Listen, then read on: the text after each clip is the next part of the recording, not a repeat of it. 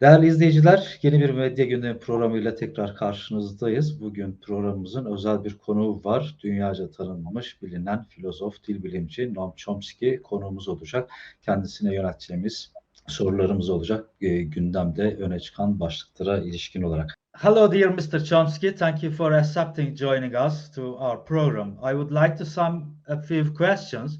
There are serious allegations that the Turkish army used chemical and prohibited weapons in the North Iraq area last 2 years. Finally, two doctors from the IPPNW organization who visited the region between 20 and 27 September prepared a report. Doctors Jan van Aken and Pepe Savari called that to international community. There is an urgent call for investigation. The Turkish government has carried out many serious atrocities. In the 1990s, the war against the Kurds of Turkey was horrendous crimes. There were tens of thousands killed and hundreds of thousands of refugees, thousands of villages destroyed, every imaginable form of torture. And since then, there are many other examples of Turkish government atrocities. So this could be true, but I have no direct evidence, so I really can't say anything about the particular case. The IPPNW is a highly reliable organization. In fact, the founder was a close friend of mine, but I have no other independent information. IPPNW actually asked to send the independent investigation, the groups to the area. Do you support this, the calling of the IPPNWs in order to find the finding the facts in the area? It would certainly make perfectly good sense to send an independent investigation. If there's a way to bring it to the United Nations, an appeal, they certainly should act on it. These are very serious charges. They're coming from an organization which, in fact, won the Nobel Peace Prize, very highly regarded, a respected organization with highly qualified investigators. So this is certainly a legitimate case for a serious investigation. Perhaps there is some national government would be willing to sponsor this initiative. Perhaps the Swedish government, since they presented the Nobel Prize to the IPPNW.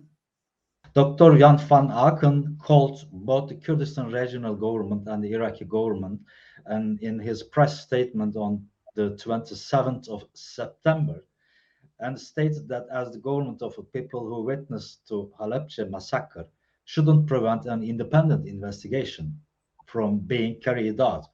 What would you like to say about the preventive the approach of the regional government? Well, I don't think the regional government has the credibility to call for a serious investigation. Going back to the Halabja massacre, I'm sorry to say that the country that prevented an investigation was the United States.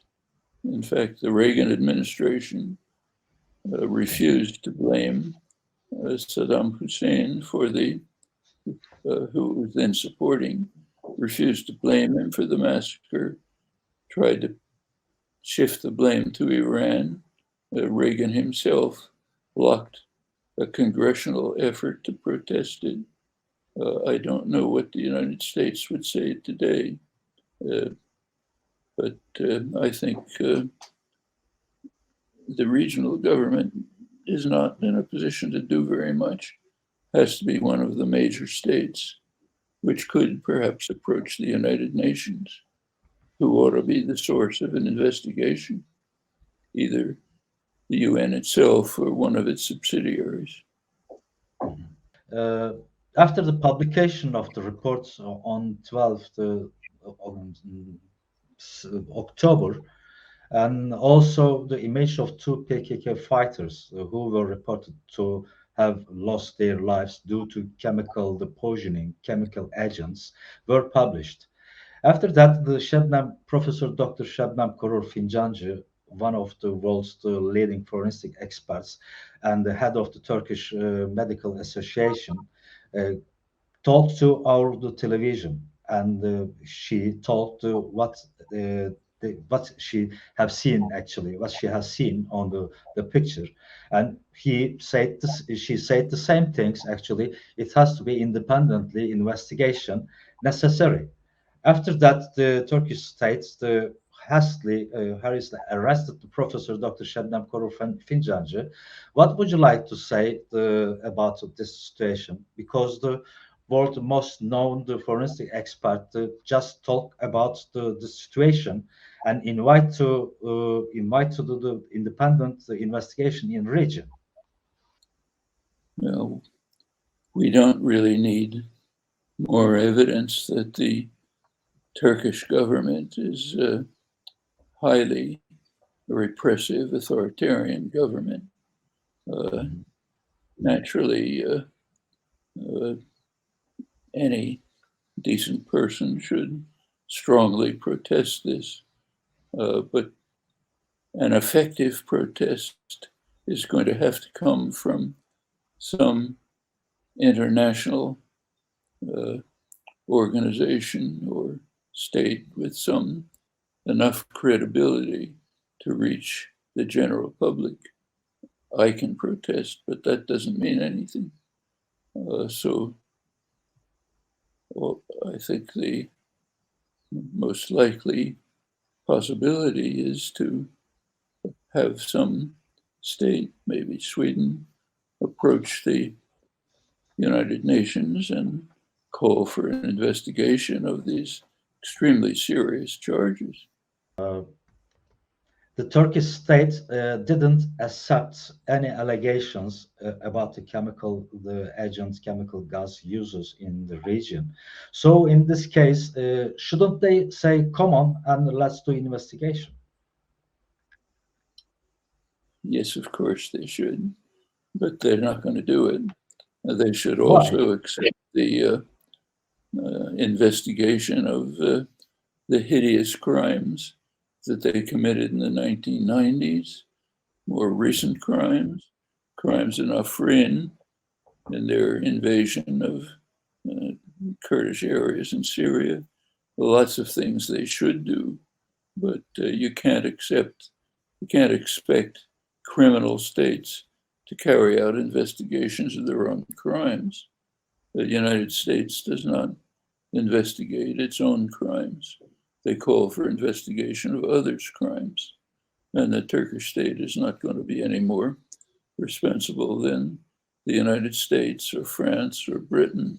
So yes, they should, but they won't. Unfortunately, that's not the way the world of power operates. The world of power operates under pressures, popular pressures, which sometimes translate into government pressures. But it's not any use saying, here's what they ought to do. There's lots of things the powerful ought to do, but they won't do it unless under severe pressure. Mm-hmm. And what are the humanitarian responsibilities of the international community other than states? The international community has the responsibility to bring to the general public severe violations of human rights, to organize public efforts to compel state power to respond to them. Sometimes this can be achieved. Often it's extremely difficult. we know what the responsibilities are. Then comes the task of trying to fulfill them, which takes extreme effort. I'll just give you an example.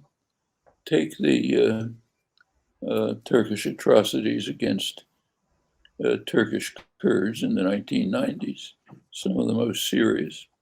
They were all carried out with extensive US government support.